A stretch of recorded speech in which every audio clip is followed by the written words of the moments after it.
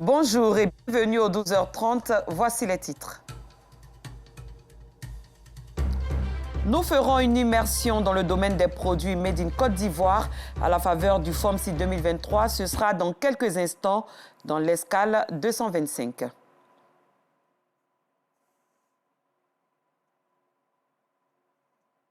En Sierra Leone, précisément à Freetown, la capitale, une attaque a été menée contre une armurerie. Un couvre-feu national a été décrété.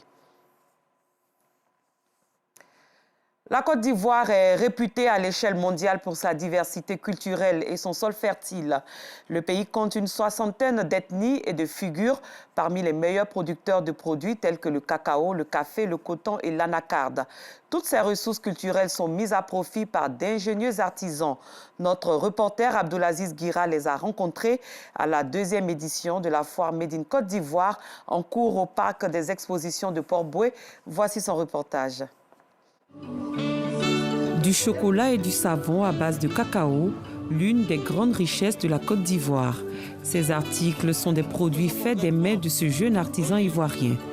Oui, on fait du chocolat, on fait des fèves, on a plusieurs saveurs. Nos processus de création sont de façon artisanale. Après achat des fèves, nous torréfions nos fèves de cacao que nous avons pris soin de sélectionner.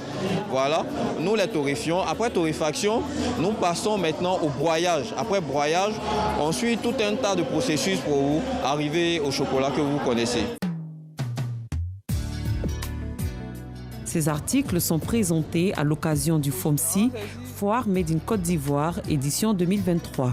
Ici, ce sont plus d'une centaine d'artisans qui vont présenter leurs œuvres totalement produites en Côte d'Ivoire durant 5 jours. Des œuvres miroirs du patrimoine culturel ivoirien, comme ces pagnes tissées avec du coton local, embellis par des designs modernes venus tout droit de la zone industrielle de Yopougon. Nous avons des wax print, des wax blocs, des sublimes et d'autres types de signatures, de produits appelés signatures. C'est un nouvel type de production que nous utilisons pour toucher la cible un peu plus jeune. La production est locale, tout est fait ici, c'est-à-dire dès la production des dessins, la création des dessins, la conception, la production, l'impression, tout est fait localement à l'usine ici à Abidjan. C'est vraiment du Made in Côte d'Ivoire, ce n'est pas des produits importés. Ces pagnes sont aussi mises à profit par des stylistes ivoiriens pour produire des vêtements et accessoires de mode, des sacs, des portefeuilles et des bijoux. Tout y est pour mettre en valeur le pagne ivoirien. Nous présentons des tenues en coton, confectionnées ici à la boutique. Voilà, des tenues en coton, en dentelle, des tissus, des légers, voilà, tout ce que vous voulez. Nous avons des accessoires, des petits bijoux assortis tous les jours, des sacs, des senteurs. Le pagne, il en existe des modèles traditionnels. La Côte d'Ivoire en compte une cinquantaine dans son terroir. Aristide nous propose des vêtements et accessoires faits à partir du pagne baouli, un tissu coloré dont l'origine remonte au peuple Ashanti.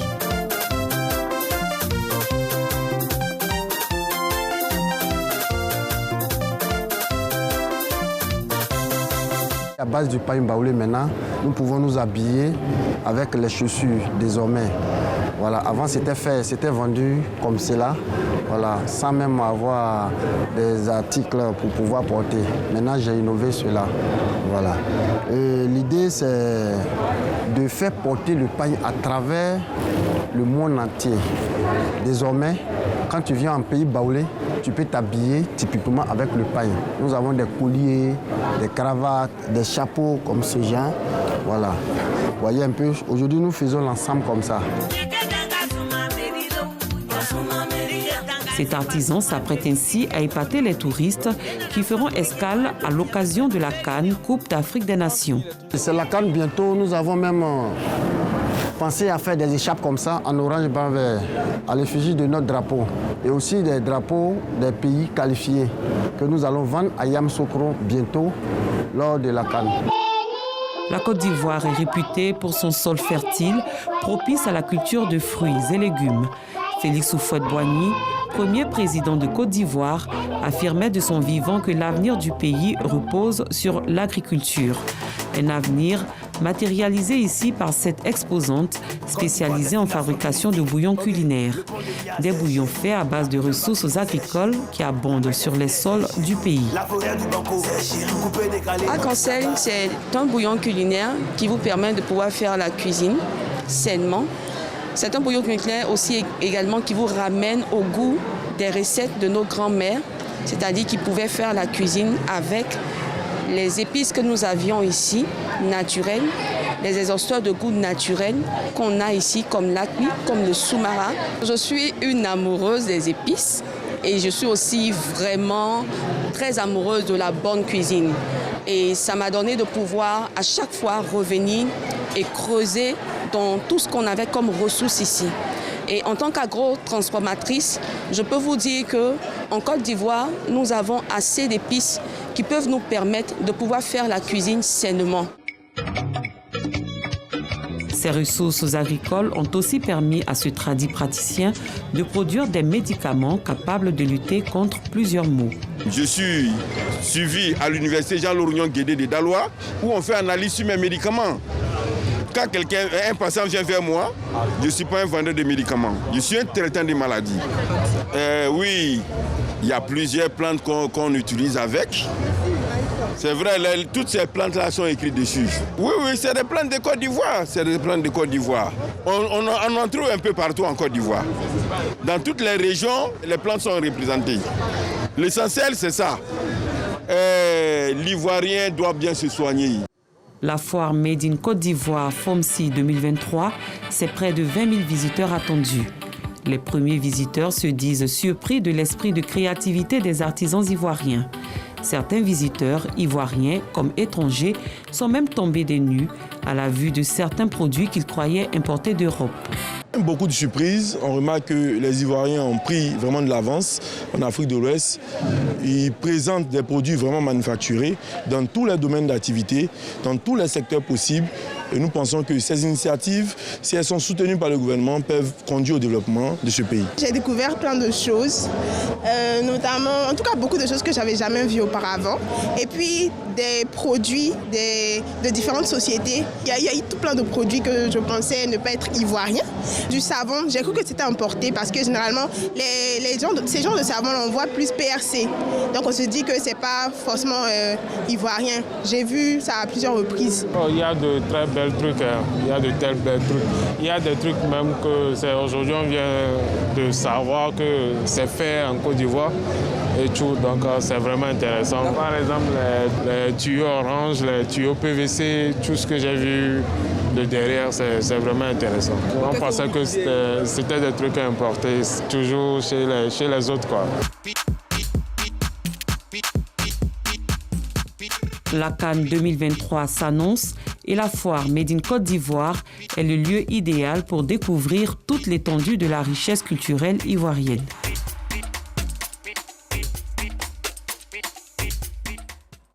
Rappelons que la foire du Made in Côte d'Ivoire prend fin ce dimanche 26 novembre au parc des expositions de Port-Bouët. L'espace Alocodrome dans la commune de Cocody est un endroit gastronomique où divers mets sont concoctés au bonheur des visiteurs qui ne boudent pas leur plaisir. Une bonne affaire pour les restauratrices et restaurateurs qui se frottent les mains. Nos reporters Clarisse Kayala et Aïcha Guiri vous invitent à la découverte de ce lieu qui draine du monde au quotidien. Il est 13h en ce début de week-end. L'espace Alocodrome de Cocody est déjà pris d'assaut par des Abidjanais venus des quatre coins de la capitale économique ivoirienne, entre amis, en amoureux ou en famille. Certains y sont pour profiter de la gastronomie ivoirienne, diversifiée, d'autres du beau cadre paisible, après une longue semaine de dur labeur. Il y a longtemps que j'ai entendu parler de cet espace et je dis pourquoi ne pas rendre visite et voir aussi, inviter certains amis à pouvoir partager un petit pot. Parmi ces visiteurs gallois, il vient de la France. Gallois découvre pour la première fois cet endroit attrayant et ses multiples délices. J'ai mangé africain, c'était très bon. Je mangeais du poulet braisé avec des frites et un peu d'aloco et je me suis régalé. J'ai déjà été dans d'autres endroits mais je ne m'étais pas régalé. Ici, c'est bon. Cette forte affluence est une aubaine pour les vendeurs ambulants. Ils profitent de l'attention des visiteurs pour proposer leurs marchandises. Des gestes parfois mal interprétés par certains visiteurs. La seule chose que je déplore un peu, c'est qu'il y a beaucoup de vendeurs ambulants. Beaucoup. Donc parfois tu veux juste te reposer un peu, mais voilà. En même temps, on les encourage et puis on espère que leur commerce va marcher, quoi. Ces vendeurs ambulants ne sont pas les seuls à proposer leurs articles aux visiteurs. Il y a aussi les serveuses des mets concoctés au sein de la Locodrome. Parmi elles, Aïcha et ses collègues qui abordent tous les véhicules qui s'aventurent dans cet endroit. Si je vois une cliente ou bien la voiture comme ça, je cours derrière la voiture, je m'en vais et dis « Ah, monsieur, on fait la place à manger, on va l'installer sur plein air, souvent aussi là-dedans, là-bas. » Mohamed, lui, est restaurateur. Le week-end est un moment propice pour cet étudiant à l'université Félix Houphouët-Boigny de Cocody de faire de bonnes affaires. Il y a des responsables de société, des DG, des PDG, même les étudiants, les camarades étudiants qui viennent manger ici. Et en tout cas, le business, ça avance. Si on n'est rien venu, on peut vendre 10 poulets en une journée. Et poisson, bon, comme on vient de commencer, on commence avec un carton de poisson. Cet endroit attrayant a été aménagé par une association de résidents en collaboration avec la mairie de Cocody. L'exploitation qui était faite par des personnes tierces qui faisaient des salons de coiffure, qui faisaient de la couture, qui faisaient tout sauf ça, provoquait des nuisances. C'est ces nuisances-là qui ont fait que nous avons décidé, au lieu de les chasser, de formaliser un contrat avec ces personnes-là pour qu'eux, ils puissent avoir cette partie-là et que les résidences puissent avoir l'autre partie, qui est la partie privée. Cet espace est devenu incontournable dans la commune de Cocody. Il participe au bien-être des riverains et aussi des personnes venues de divers endroits. Vous venez d'entendre le récit de Joël Gossé. L'ambassade de la Côte d'Ivoire en Afrique du Sud a accueilli récemment dans ses locaux une rencontre visant à donner les grandes lignes des actions qu'elle entend mener lors de la CAN 2023. L'événement est prévu en janvier et février prochain en terre ivoirienne. Plusieurs personnalités, dont des sommités du football, étaient de la partie. Les détails dans cet élément. La 34e Coupe d'Afrique des Nations approche à grands pas et l'ambassade de la Côte d'Ivoire en Afrique du Sud entend jouer sa partition dans la réussite de l'événement dont le démarrage est prévu dans près de 2 mois en terre ivoirienne. Nous sommes ravis d'accueillir des nations sœurs comme l'Afrique du Sud et la Namibie lors de la première phase de la compétition au nord du pays. L'ambassade de la Côte d'Ivoire envisage de mettre à profit cette opportunité pour renforcer les liens d'amitié et de coopération entre la Côte d'Ivoire et l'Afrique du Sud d'une part et la Côte d'Ivoire et la Namibie d'autre part. Les participants à cette rencontre ont salué la tenue de la CAN 2023 en Côte d'Ivoire. Nous sommes fin prêts pour que tous les supporters venant de tous les pays puissent véritablement participer à ce grand événement où la Côte d'Ivoire sera honorée. Nous avons aujourd'hui d'excellentes relations avec des personnes comme Didier Drogba. Nous espérons que nos relations avec la Côte d'Ivoire vont continuer à grandir pour la réussite de cette CAN. Merci à la Côte d'Ivoire d'accueillir cette compétition qui rassemble les Africains. Nous devons nous tenir les mains et nous soutenir mutuellement. Je remercie le président Alassane Ouattara pour cette CAN qu'il nous offre. La CAN de l'hospitalité débute le 13 janvier et prend fin le 11 février 2024. La Côte d'Ivoire se prépare à être un hôte exceptionnel pour la plus importante compétition africaine de football entre les nations. Ailleurs, des individus ont tenté de forcer une armurerie militaire ce dimanche matin dans la capitale sierra-léonaise Freetown et ont été repoussés. Des témoins ont rapporté entendre des coups de feu et des détonations dans le quartier de Wilberforce où l'armurerie aurait été attaquée. D'autres ont aussi fait état d'échanges de tirs près de la caserne de Moretown où se trouve la marine et devant une autre implantation militaire dans la capitale. Le gouvernement a annoncé un couvre-feu national immédiat. Plus loin, la crise humanitaire dans l'Est de la République démocratique du Congo inquiète les Nations Unies. De violents affrontements entre groupes armés et forces loyalistes ont fait plus de 450 000 déplacés au cours des 6 dernières semaines dans les territoires du Rutshuru et Masisi, au Nord Kivu, et des déplacés à la merci de la charité internationale. Cette édition est terminée. Merci de l'avoir suivi. Très bon dimanche en compagnie de RTI2.